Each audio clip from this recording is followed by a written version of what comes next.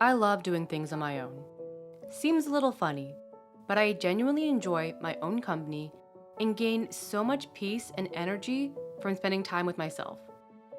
I have felt this way for so long, but it wasn't a seamless journey to get to my headspace today.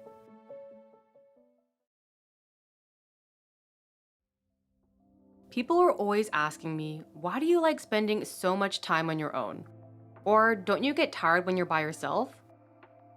I used to think it was a problem because extroversion is held on such a high pedestal and is viewed as the right way to be or the optimal way to be.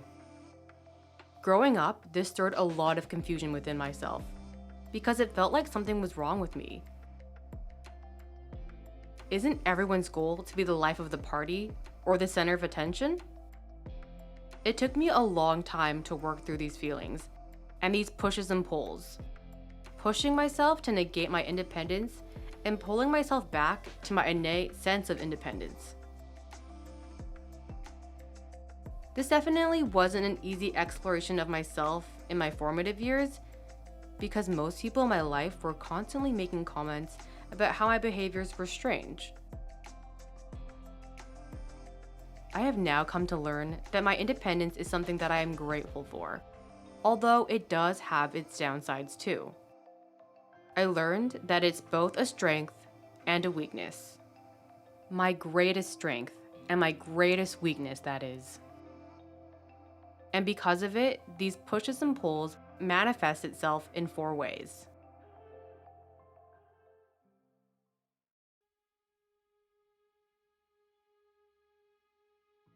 First being my favorite thing about myself and my least favorite thing about myself. I really do love how independent I am, that I can think on my toes, that I can problem solve on my own. But I still loathe that it's so hard for me to ask for help. Sometimes to the point where it feels paralyzing. Since I prefer to do things on my own, making the effort to ask someone else is really scary. Will they think I'm dumb? Will they judge me for not knowing this already? I better just not ask the question. Safer that way, right? The second push and pull is how my independence has helped me and how it has held me back throughout my life.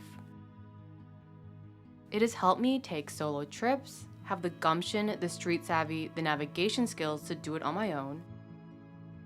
Not needing to depend on others allows me to fully trust myself and my instincts. But on the flip side, it's hard for me to trust people and make real, deep connections. It takes me longer than I'm willing to admit to trust people and believe that they will come through for me. The third push and pull is causing safe and unsafe feelings within myself. My privacy is very important to me. I actively choose what I am and what I am not sharing.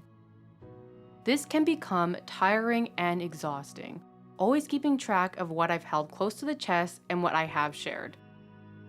I pick and choose who to trust and when. I don't see it as opening up to people, I reframe it to letting people in. You grant people access to more of you. I always thought the notion of getting someone out of their shell completely stripped the person from their autonomy. It's not like other people somehow miraculously chip at your shell for long enough that you finally open up. You choose to let people in. It's a choice. And yes, I do realize that this is not the best way to get to know people quickly, and this has made creating connections difficult. The fourth wave of pushes and pulls is feeling liberated and yet isolated in my independence. I feel so liberated that I can trust myself and know that I am capable of doing things. I want to go do something, great, I'm gonna go. I don't need to depend on someone else to help me get there. I have the autonomy to take my own risks. But it also feels isolating since I trust myself so much, I don't feel like I need to trust others to do things. All of these pushes and pulls caused a great amount of anxiety, and it took me a long time to work through this. I needed to step back and reframe everything.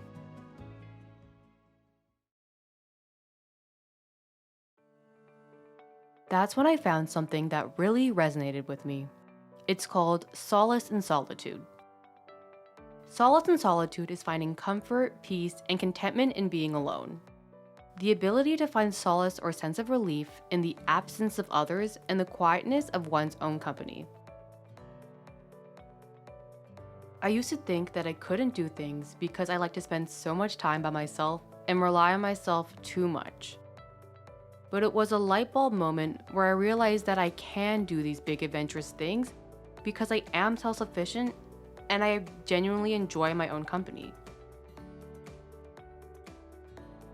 It took me a while to realize that being hyper-independent is not a fatal flaw like everyone told me it was.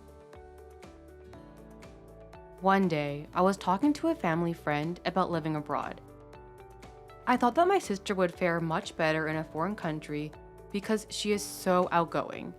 He expressed that since I can depend on myself, I am capable of doing it. At a young age, I didn't see this in myself, and it completely changed the way I looked at independence as a concept. It gave me a boost of confidence. This is all to say, yes, I'm a hyper-independent person, and I'm grateful for it.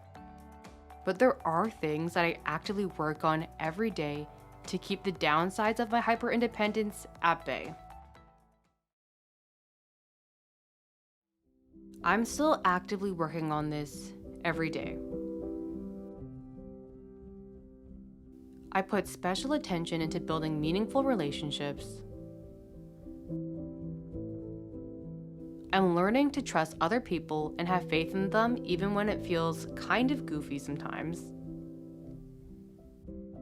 I pay special attention in making myself ask for help even though I'm so hesitant to do so.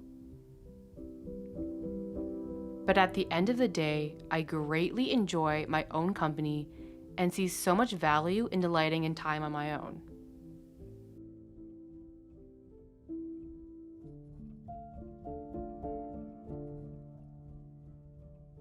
This is me, finding solace in solitude.